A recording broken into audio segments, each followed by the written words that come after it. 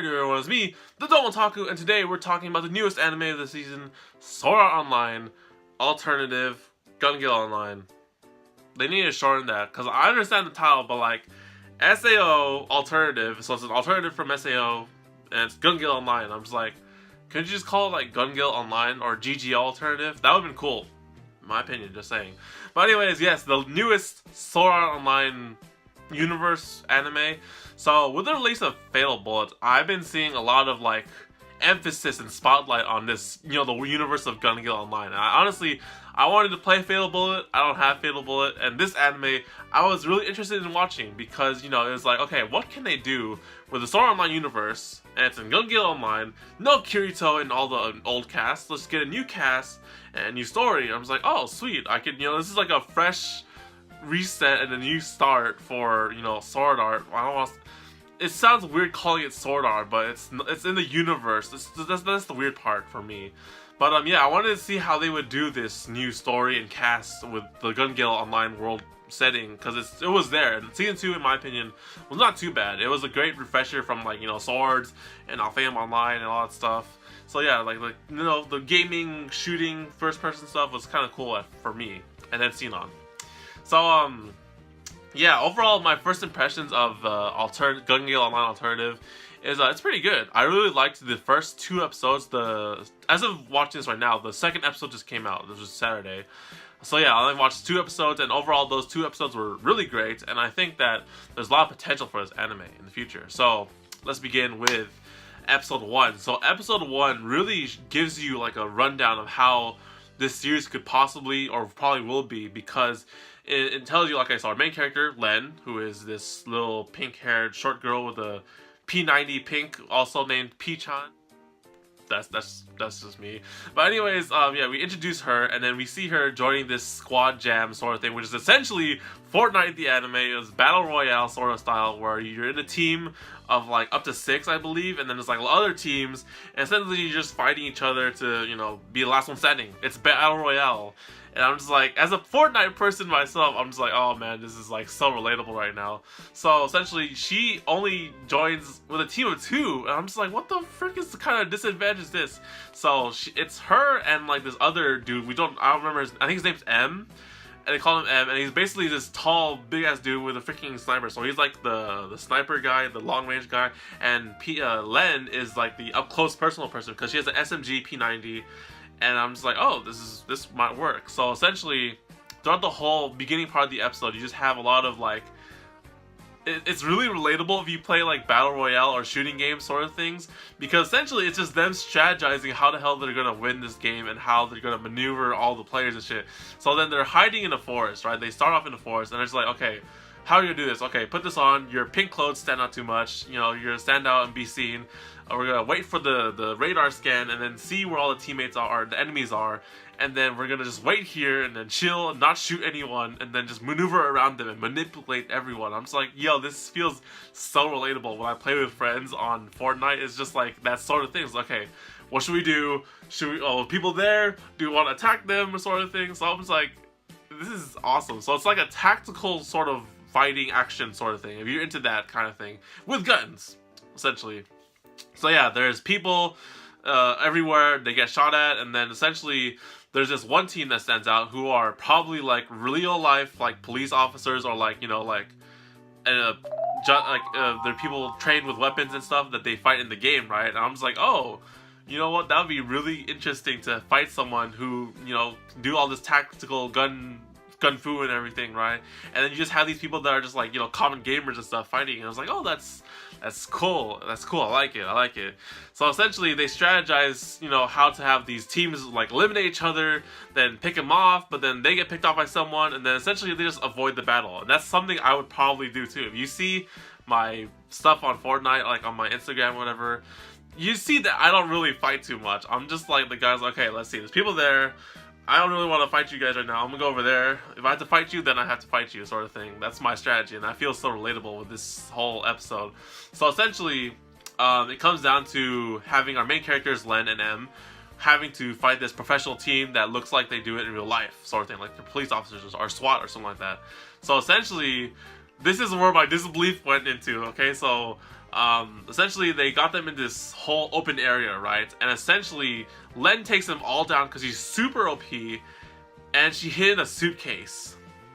If you guys know that scene, that was freaking amazing. So I'll admit, it was super amazing. The soundtrack was really nice and it made it sound so epic, but then my disbelief came in the form of a freaking suitcase, and how Len is able to hide in this suitcase, you know, despite being small. Okay, let me put it there. Okay, yes, I believe that that could happen, but I'm still in a disbelief because Len may be a short, super small avatar, and maybe if she was crawled into a ball and everything, and this suitcase was kind of, you know, actually life-size big, then yeah, maybe you can, because I've seen like suitcases in real life, and like maybe a baby can fit in them. Well then, like, I don't know how big exactly Len is, but then she's like toddler size sort of thing. So I'm just like, wait, she really fit in this thing with her gun, and then she just pops out and then just like rushes everyone and then kills them all.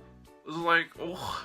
As much as it sounded cool, it's a little bit of disbelief, but I still enjoyed it. So, you know, my disbelief is kind of going down as I think about it. But yes, that was awesome. I really liked that. That was just like, oh man, the Gun Gale Online action looks so cool. And essentially, Len is moving super fast, like maneuvering through all these soldiers and players and just like killing them up close with her P90. I'm just like, yo, how the hell is she this OP? Like, this is like Kirito shit here, okay? Where she's like moving so fast, they can't shoot her. It's like, okay, how the hell do you move this fast? And it's like, okay, wait, maybe she has a small avatar, so it gives her some like agility sort of thing, right? And then technically in episode 2, they mentioned that yeah, she has a lot of agility, which, you know, agility of course makes you super faster, maybe handling your gun more and stuff like that. And they didn't really tell you that in the anime. They just expect you to think that she's OP and she's super fast and shit. I'm just like, you could have explained that, but I guess it makes sense, you know, like in this game of stats and shit, you upgrade your agility to the max, and you can run as fast as Len, and she's super small too, so she's hard to hit, which gives her avatar an advantage sort of thing. So I'm just like, okay, it makes sense now, but I didn't know this thing. I just assumed that she was OP at the start, unless I missed a dialogue or a line or something like that that explains that she maxed out her agility stats to become this fast or whatever. So essentially, she squad wipes them, and that was like awesome. Episode 2 shows her origin story, where essentially Len in real life is a super tall girl who is really insecure about her height, and then, you know, turned to VR gaming to, you know, escape her height and her insecurities, and, you know, she came up with this small, cute little deadly P90 girl with a pink P90 and Gun Gale Online and stuff. Yeah. So yeah, essentially we just see her in the real world being super tall. Everyone's looking at her, and she hates being the center of attention, I guess. And that just, her height is a huge problem for her, and she dislikes it. Now, personally, I don't think you should be like ashamed of how your body looks and all that stuff, because there's just enough of that like everywhere. But then like, and seeing it in an anime form, like, I'm just like, oh man, it kind of sucks that she doesn't like her own body, and she doesn't really see herself like, you know, like she doesn't like herself. And I'm just like, how could you not? I mean, I see people taller than me in real life, and I'm just like, damn, that's probably how she feels like. But anyways, yeah, so essentially she's insecure about her height, and then she, you know, turns to VR games through her friend. She plays a lot of VR games until she gets to the Gun Gale Online. They actually showed Alphaeum Online, which is a nice, you know, tip to the hat. You know, no Kirito, they didn't show no Kirito. But yeah, she joins Gun Gale Online, and essentially starts off as being a player killer. I'm just like, what the fuck? This, like, essentially it makes sense because her small body and avatar and her agility super OP shit gives her an advantage to not be hit and just, you know, freaking murder players everywhere in the wasteland or the open areas, and they can't do anything about it. So they're just like, oh my gosh, there's a PKer in the wastelands, the deserts, the pink devil or something like that. And essentially through doing her PKing thing, as she, you know, joined the game and did the tutorial. So essentially, her PKing all these players lets her meet her friend or her groupmate or teammate, Pito. So this is the second character in the anime that I saw from the trailers and promotional stuff, where she's like dark skin, ponytail, wearing all black, almost looks like Kirito. If, you know, Kirito had the long hair and then just put it in a ponytail and stuff like that, I was like, okay, who is this person? So essentially, here's what I think. So essentially, They establish becoming friends. She gets the P90, and then, you know, they're just friends, and then they promise to one day fight each other, and then after fighting each other, meet each other in real life. So that's interesting. I like this so far. So essentially, here's my hypothesis for the series. Because in the opening, you clearly see that you have a lot of characters in the thing. So essentially, what I think is that the squad jam, right? You have Len and Len in general, just forming friends and then making her team for this next squad jam. So you have Len, Pito, M, the sniper, and then there's this one girl in the opening with like grenade launchers and stuff like that, and then I can't remember everything else, but essentially that's what I think is going to happen. So essentially, first episode, you introduce the whole tone of the show. Second episode, you have a whole episode of our backstory of our main character, and then third episode you have her, you know, more interactions with Gale Online, and essentially meeting her comrades to form her team for a squad jam or a battle royale or whatever the hell they're doing, bullet to bullets. And then towards the later